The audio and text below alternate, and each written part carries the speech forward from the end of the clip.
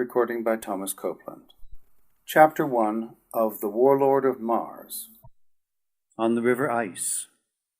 In the shadows of the forest that flanks the crimson plain by the side of the lost sea of Chorus in the Valley Door, beneath the hurtling moons of Mars, speeding their meteoric way close above the bosom of the dying planet, I crept stealthily along the trail of a shadowy form that hugged the darker places with a persistency that proclaimed the sinister nature of its errand.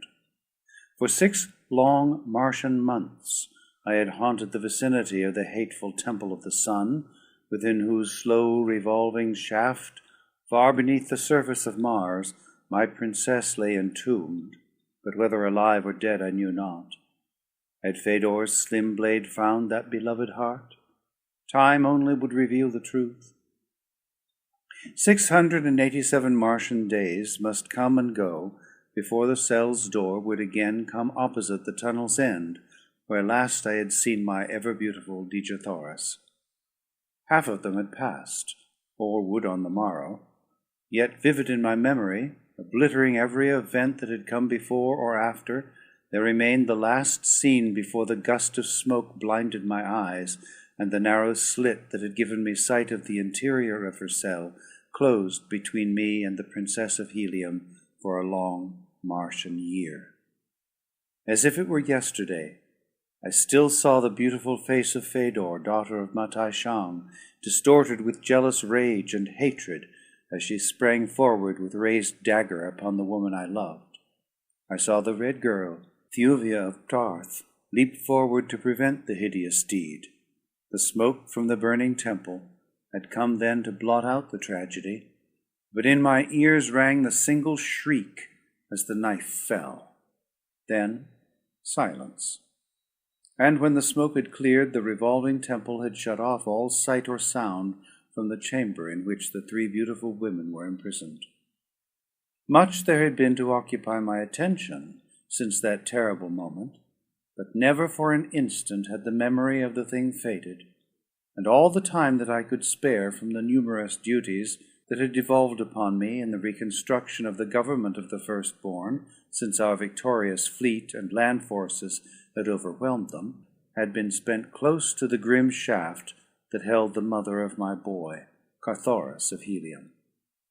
The race of blacks that for ages had worshipped Isis, the false deity of Mars, had been left in a state of chaos by my revealment of her as naught more than a wicked old woman. In their rage they had torn her to pieces.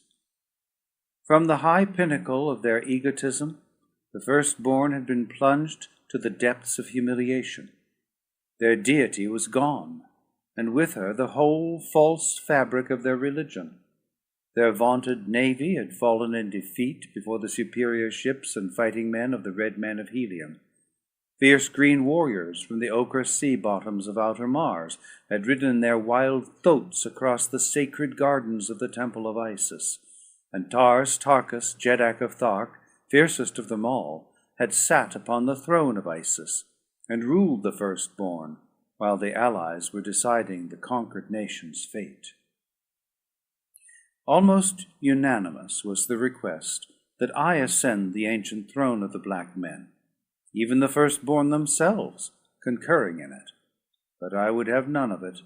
My heart could never be with the race that had heaped indignities upon my princess and my son.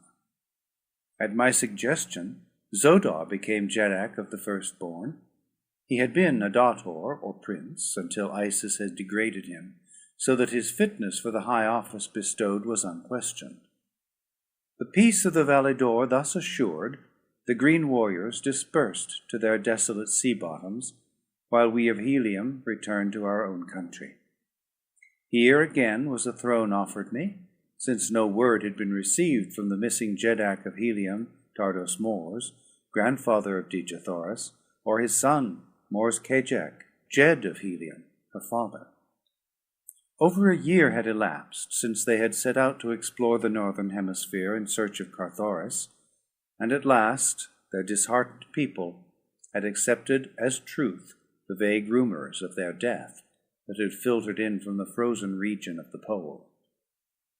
Once again I refused a throne, for I would not believe that the mighty Tardos Mors, or his no less redoubtable son, was dead. "Let one of their own blood rule you until their return," I said to the assembled nobles of Helium, as I addressed them from the pedestal of truth beside the throne of righteousness in the temple of reward, from the very spot where I had stood a year before, when Zat Aras pronounced the sentence of death upon me. As I spoke, I stepped forward and laid my hand upon the shoulder of Carthoris, where he stood in the front rank of the circle of nobles about me.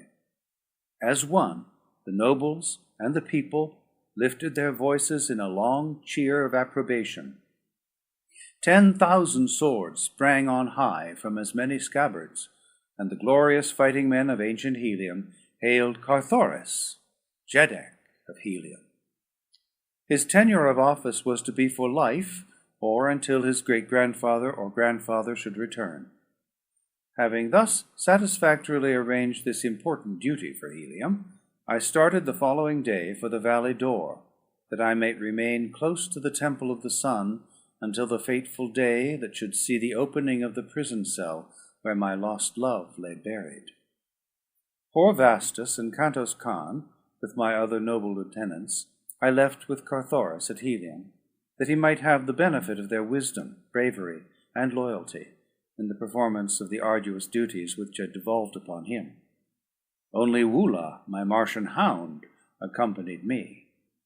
At my heels tonight the faithful beast moved softly in my tracks. As large as a Shetland pony, with hideous head and frightful fangs, he was indeed an awesome spectacle as he crept after me on his 10 short muscular legs. But to me he was the embodiment of love and loyalty. The figure ahead was that of the black dator of the firstborn, Thurid, whose undying enmity I had earned that time I laid him low with my bare hands in the courtyard of the temple of Isis, and bound him with his own harness before the noble men and women who had but a moment before been extolling his prowess. Like many of his fellows, he had apparently accepted the new order of things with good grace, and had sworn fealty to Zodar, his new ruler. But I knew that he hated me, and I was sure that in his heart he envied and hated Zodar. So I had kept a watch upon his comings and goings, to the end that of late I had become convinced that he was occupied with some manner of intrigue. Several times I had observed him leaving the walled city of the firstborn after dark, taking his way out into the cruel and horrible valley door, where no honest business could lead any man. Tonight he moved quickly along the edge of the forest until well beyond sight or sound of the city. Then he turned across the crimson sward toward the shore of the lost sea of Chorus. The rays of the nearer moon, swinging low across the valley, touched his jewel-encrusted harness with 1,000 changing lights, and glanced from the glossy ebony of his smooth hide. Twice he turned his head back toward the forest, after the manner of one who is upon an evil errand, though he must have felt quite safe from pursuit. I did not dare follow him there beneath the moonlight, since it best suited my plans not to interrupt his. I wished him to reach his destination unsuspecting, that I might learn just where that destination lay, and the business that awaited the night prowler there. So it was that I remained hidden until after Thurid had disappeared over the edge of the steep bank, beside the sea a quarter of a mile away. Then, with Wula following, I hastened across the open after the black dator. The quiet of the tomb lay upon the mysterious valley of death, crouching deep in its warm nest within the sunken area at the south pole of the dying planet. In the far distance, the golden cliffs raised their mighty barrier faces far into the starlit heavens, the precious metals and scintillating jewels that composed them sparkling in the brilliant light of Mars's 2 gorgeous moons. At my back was the forest, pruned and trimmed like the sward to park-like symmetry by the browsing of the ghoulish plant-men. Before me lay the lost sea of Chorus, while farther on I caught the shimmering ribbon of ice. the river of mystery, where it wound out from beneath the golden cliffs to empty into Chorus, to which, for countless ages, had been borne the deluded and unhappy Martians of the outer world upon the voluntary pilgrimage to this false heaven. The plant men with their blood-sucking hands, and the monstrous white apes that make Dor hideous by day, were hidden in their lairs for the night. There was no longer a holy Thurn upon the balcony of the golden cliffs above the ice to summon them with weird cry to the victims floating down to their maws upon the cold, broad bosom of ancient ice. The navies of Helium and the firstborn had cleared the fortresses and the temples of the Thurns when they had refused to surrender and accept the new order of things that had swept their false religion from long-suffering Mars. In a few isolated countries, they still retained their age-old power, but Matai Shang, their Hecador, father of Thurns, had been driven from his temple. Strenuous had been our endeavors to capture him, but with a few of the faithful he had escaped and was in hiding, where we knew not. As I came cautiously to the edge of the low cliff overlooking the lost sea of Chorus, I saw Thurid pushing out upon the bosom of the shimmering water in a small skiff, one of those strangely wrought craft of unthinkable age which the Holy Thurns, with their organization of priests and lesser Thurns, were wont to distribute along the banks of the ice, that the long journey of their victims might be facilitated. Drawn up on the beach below me were a score of similar boats, each with its long pole, at one end of which was a pike, at the other a paddle. Thurid was hugging the shore, and as he passed out of sight round a nearby promontory, I shoved one of the boats into the water, and calling Wula into it, pushed out from shore. The pursuit of Thurid carried me along the edge of the sea toward the mouth of the ice. The farther moon lay close to the horizon, casting a dense shadow beneath the cliffs that fringed the water. Thuria, the nearer moon, had set, nor would it rise again for near 4 hours, so that I was ensured concealing darkness for that length of time at least. On and on went the black warrior. Now he was opposite the mouth of the ice. Without an instant's hesitation, he turned up the grim river, paddling hard against the strong current. After him came Wula and I, closer now, for the man was too intent upon forcing his craft up the river to have any eyes for what might be transpiring behind him. He hugged the shore where the current was less strong. Presently he came to the dark cavernous portal in the face of the golden cliffs, through which the river poured. On into the Stygian darkness beyond he urged his craft. It seemed hopeless to attempt to follow him here, where I could not see my hand before my face, and I was almost on the point of giving up the pursuit and drifting back to the mouth of the river, there to await his return, when a sudden bend showed a faint luminosity ahead. My quarry was plainly visible again, and in the increasing light from the phosphorescent rock that lay embedded in great patches in the roughly arched roof of the cavern, I had no difficulty in following him. It was my first trip upon the bosom of ice, and the things I saw there will live forever in my memory. Terrible as they were, they could not have commenced to approximate the horrible conditions which must have obtained before Tars Tarkas, the great green warrior, Zodar, the black Dator, and I brought the light of truth to the outer world, and stopped the mad rush of millions upon the voluntary pilgrimage to what they believed would end in a beautiful valley of peace and happiness and love. Even now, the low islands which dotted the broad stream were choked with the skeletons and half-devoured carcasses of those who, through fear or a sudden awakening to the truth, had halted almost at the completion of their journey. In the awful stench of these frightful charnel isles, haggard maniacs screamed and gibbered and fought among the torn remnants of their grisly feasts, while on those which contained but clean-picked bones They battled with one another, the weaker furnishing sustenance for the stronger, or with claw-like hands clutched at the bloated bodies that drifted down with the current. Thurid paid not the slightest attention to the screaming things that either menaced or pleaded with him as the mood directed them. Evidently he was familiar with the horrid sights that surrounded him. He continued up the river for perhaps a mile, and then, crossing over to the left bank, drew his craft up on a low ledge that lay almost on a level with the water. I dared not follow across the stream, for he most surely would have seen me. Instead, I stopped close to the opposite wall, beneath an overhanging mass of rock that cast a dense shadow beneath it. Here I would watch Thurid without danger of discovery. The black was standing upon the ledge beside his boat, looking up the river, as though he were awaiting one whom he expected from that direction. As I lay there beneath the dark rocks, I noticed that a strong current seemed to flow directly toward the center of the river, so that it was difficult to hold my craft in its position.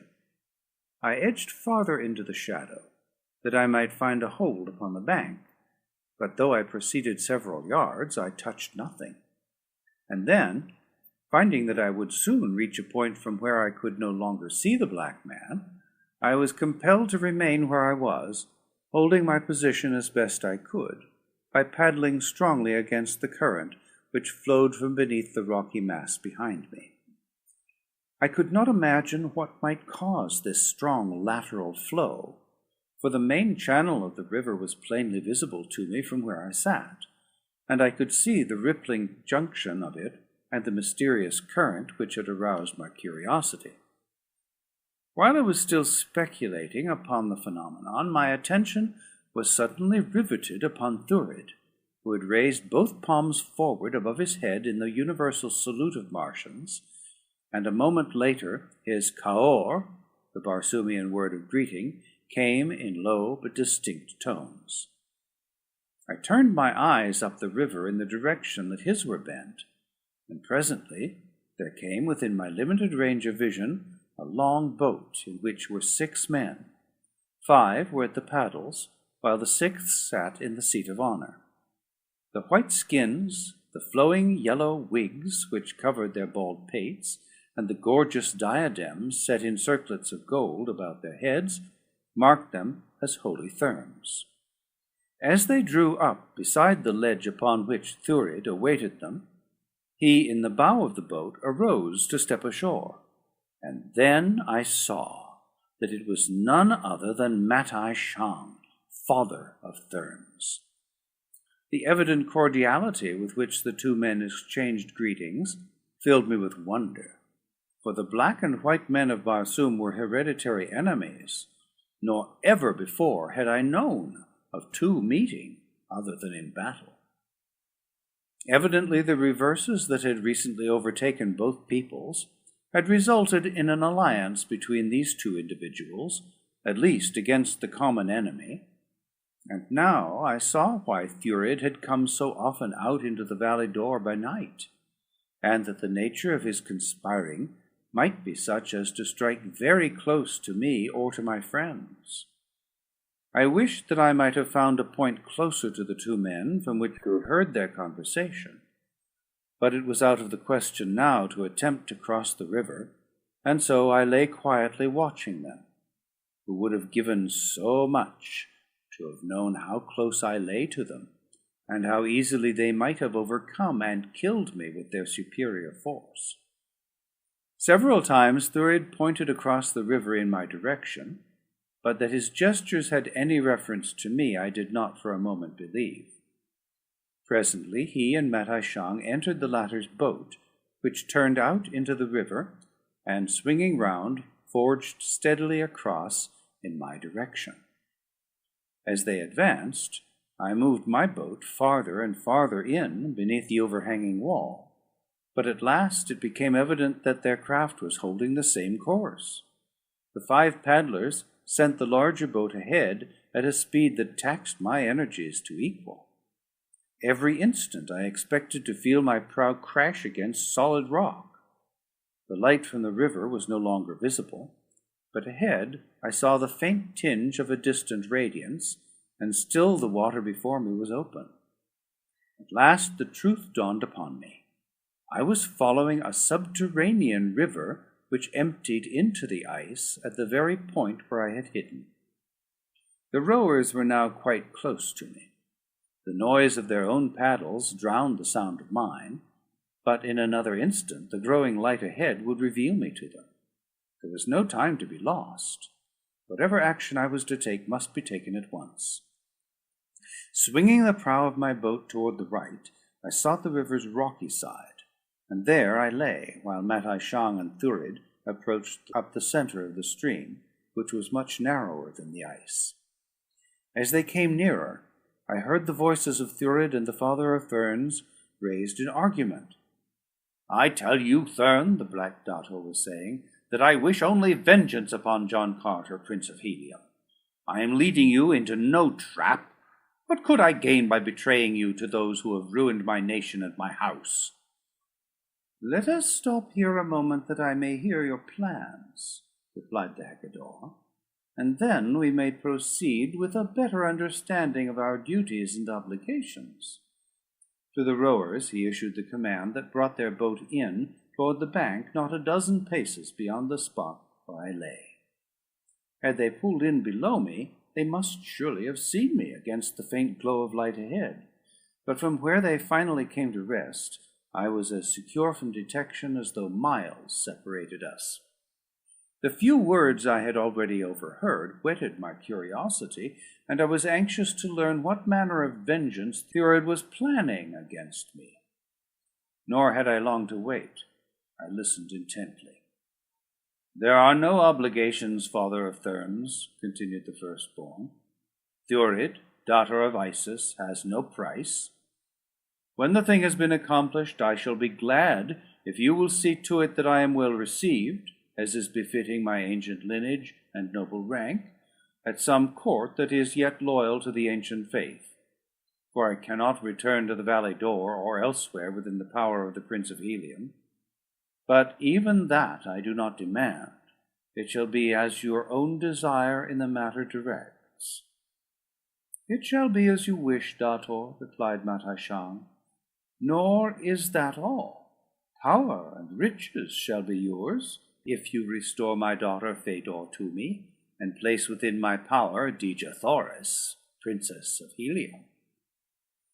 "Ah," he continued with a malicious snarl, "but the earth-man shall suffer for the indignities he has put upon the Holy of Holies, nor shall any vileness be too vile to inflict upon his princess. Would that it were in my power to force him to witness the humiliation and degradation of the Red Woman." "You shall have your way with her before another day has passed, Matai Shang," said Thurid, "if you but say the word." "I have heard of the Temple of the Sun, Dator," replied Matai Shang, "but never have I heard that its prisoners could be released before the allotted year of their incarceration had elapsed. How then may you accomplish the impossible?" "Access may be had to any cell of the temple at any time," replied Thurid. "Only Isis knew this, nor was it ever Isis' way to divulge more of her secrets than were necessary. By chance, after her death, I came upon an ancient plan of the temple, and there I found plainly writ the most minute directions for reaching the cells at any time. And more I learned, that many men had gone thither for Isis in the past, always on errands of death and torture to the prisoners. But those who thus learned the secret way were wont to die mysteriously immediately they had returned and made their reports to cruel Isis." "Let us proceed then," said Matai Shang at last. "I must trust you. Yet, at the same time, you must trust me, for we are 6 to your 1. "I do not fear," replied Thurid, "nor need you. Our hatred of the common enemy is sufficient bond to ensure our loyalty to each other, and after we have defiled the Princess of Helium, there will be still greater reason for the maintenance of our allegiance, unless I greatly mistake the temper of her lord." Matai Shang spoke to the paddlers. The boat moved on up the tributary. It was with difficulty that I restrained myself from rushing upon them and slaying the two vile plotters, but quickly I saw the mad rashness of such an act, which would cut down the only man who could lead the way to Dejathoris prison before the long Martian year had swung its interminable circle. If it should lead Matai Shang to that hallowed spot, then too should he lead John Carter, Prince of Helium.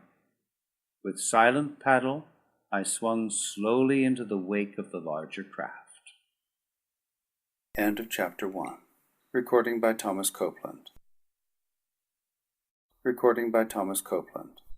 Chapter 1 of The Warlord of Mars.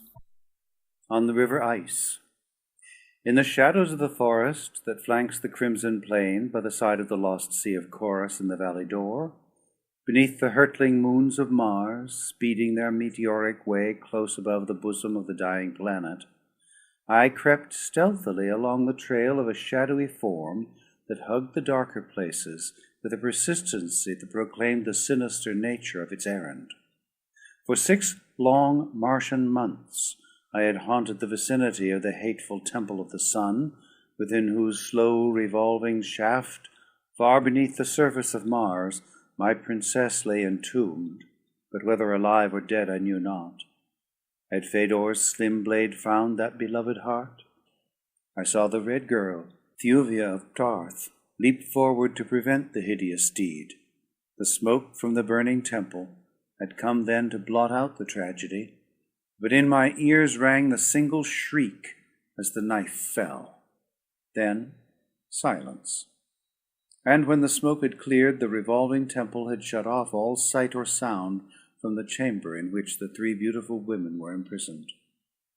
Much there had been to occupy my attention since that terrible moment, but never for an instant had the memory of the thing faded, and all the time that I could spare from the numerous duties that had devolved upon me in the reconstruction of the government of the firstborn, since our victorious fleet and land forces had overwhelmed them, had been spent close to the grim shaft that held the time only would reveal the truth. 687 Martian days must come and go before the cell's door would again come opposite the tunnel's end, where last I had seen my ever-beautiful Dejathoris. Half of them had passed, or would on the morrow, yet vivid in my memory, obliterating every event that had come before or after, there remained the last scene before the gust of smoke blinded my eyes, and the narrow slit that had given me sight of the interior of her cell closed between me and the Princess of Helium for a long Martian year. As if it were yesterday, I still saw the beautiful face of Fedor, daughter of Matai Shang, distorted with jealous rage and hatred as she sprang forward with raised dagger upon the woman I loved. All had sat upon the throne of Isis and ruled the firstborn, while the allies were deciding the conquered nation's fate. Almost unanimous was the request that I ascend the ancient throne of the black men, even the firstborn themselves concurring in it. But I would have none of it. My heart could never be with the race that had heaped indignities upon my princess and my son. At my suggestion, Zodar became Jeddak of the firstborn. He had been a dator, or prince, until Isis had degraded him, so that his fitness for the high office bestowed was unquestioned. The peace of the Valley d'Or thus assured, the green warriors dispersed to their desolate sea bottoms, while we of Helium returned to our own country. Here, the mother of my boy, Carthoris of Helium. The race of blacks that for ages had worshipped Isis, the false deity of Mars, had been left in a state of chaos by my revealment of her as naught more than a wicked old woman. In their rage they had torn her to pieces. From the high pinnacle of their egotism, The firstborn had been plunged to the depths of humiliation. Their deity was gone, and with her the whole false fabric of their religion. Their vaunted navy had fallen in defeat before the superior ships and fighting men of the Red Men of Helium. Fierce green warriors from the ochre sea bottoms of outer Mars had ridden their wild thoats across the sacred gardens of the temple of Isis, and Tarkas, Jeddak of Thark, fiercest of them all,